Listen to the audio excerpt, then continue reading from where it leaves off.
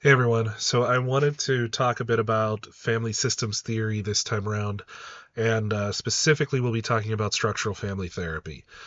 So not two different theories in this discussion, just specifically family therapy, but with an emphasis on structural family therapy. So structural family therapy was developed by Salvador Minuchin, developed in during his time in the Philadelphia Child Guidance Center in Philadelphia, Pennsylvania. I point that way like I know where I'm at geographically compared. I'm in the Pittsburgh area compared to Philly. But anyway, so Mnuchin, one of the things that he noticed was that the families that they were working with in the guidance center talked or struggled a lot with some profound behavioral needs and things like that.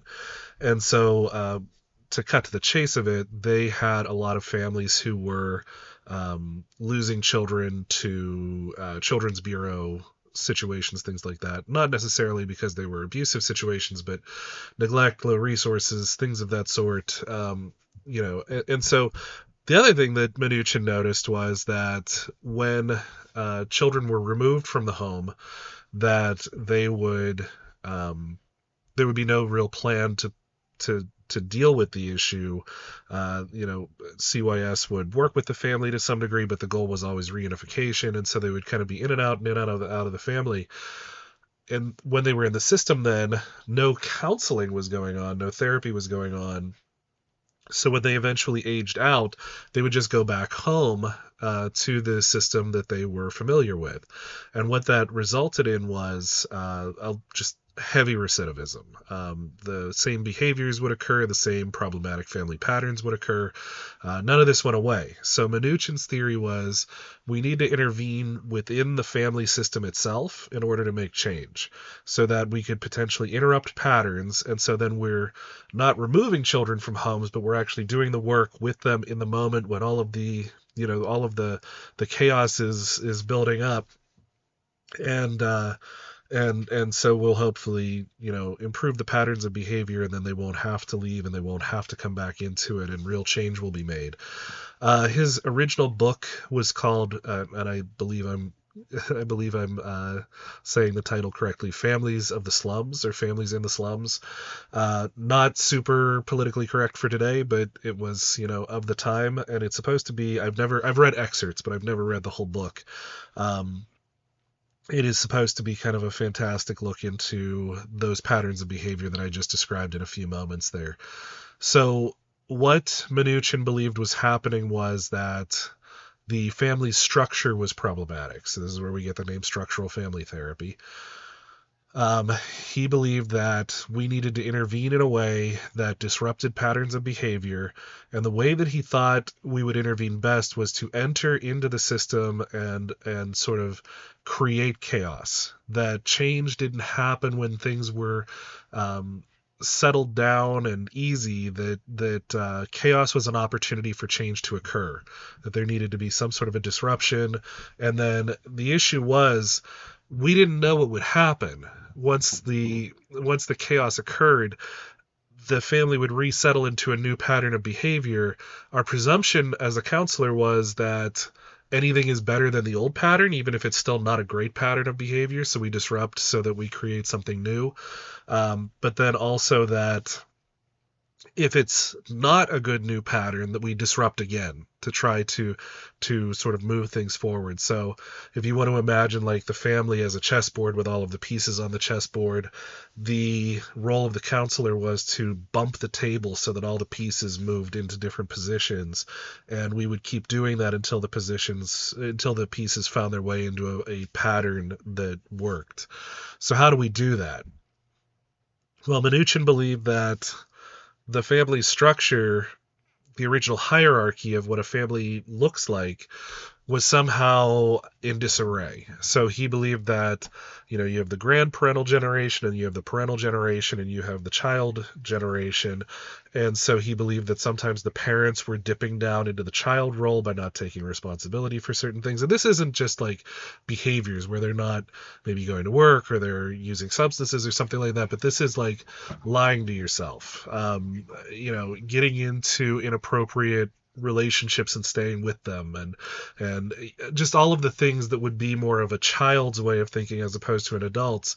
But then he believed what would happen is the children would move up into the parental hierarchy because somebody needs to be a parent, and so they wouldn't necessarily do it right because they're kids, but they would have more authority in the home. And so our role as the counselor was to point out these patterns of behavior, get them to act out, get them to act in the patterns that they're describing, as opposed to just hearing about it secondhand, and then actually intervene by providing reframes, by getting them to do something different, by whatever the case may be. Now, the catch with this is this particular orientation to counseling can be kind of chaotic, as it sounds. Like the goal is to create chaos, and so it feels chaotic. It's highly effective if you, as the counselor, can kind of help navigate through some of that chaos. That's the challenge. So this model really aligned well with the way that insurance companies like to work within our states, within our managed care system. And so family-based counseling is a creation of this. In some states, it's called family preservation model, whatever the case may be. But in those cases, that particular set of interventions is rooted in structural family therapy. So I have a lot of knowledge about this because I worked in family-based for a long time. Very effective. Does involve being in the moment and being in the chaos. And so some of what I'd love for us to kind of consider is what it would be like to make change happen with multiple people in the room, to make lasting change happen by being disruptive, and to cause certain behaviors to occur. And this isn't that we manipulate the situation, it's just pointing out some of the behaviors that we're seeing, pointing out the way in which some folks are interacting with each other. And then that will elicit the responses in the session.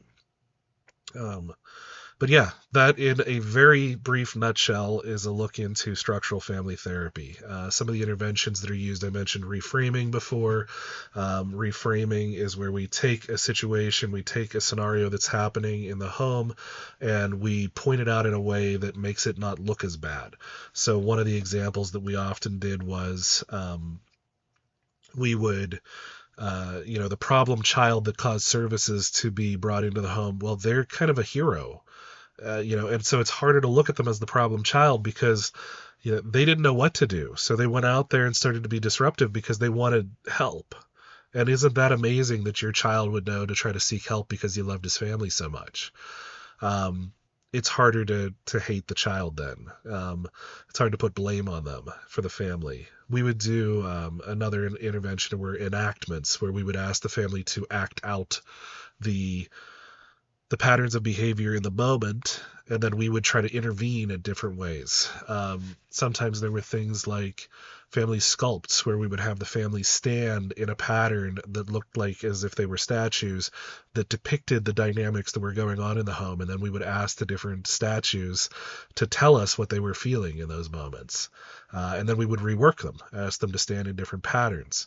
Genograms, structural maps, things like that were all tools that we used as assessment, and then those became also interventions to help us to move the family forward. Like, we're seeing these patterns visually.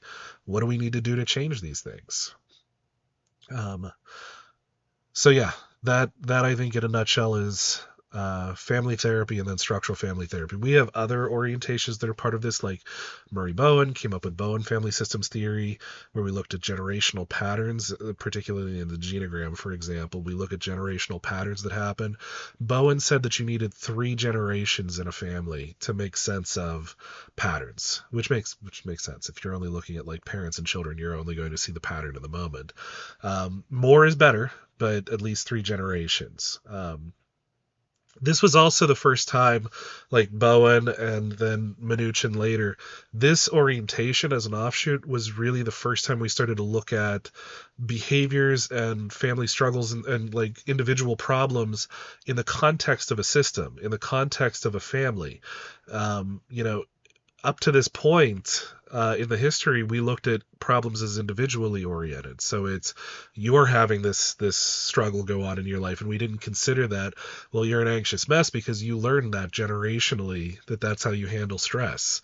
And so it makes sense now, but it wasn't something that was considered up to this point. Additionally, something else to consider when we look at just family systems broadly, behaviors and interactions don't occur in a void. So, I act a certain way. My mom reacts to that. My sister reacts to that. I react back in kind to all of them. Behaviors don't happen individually. So it makes sense to look at the system and see how these behaviors are playing out. I think that covers everything pretty well for a start, and I'll look forward to talking about some more theories with you.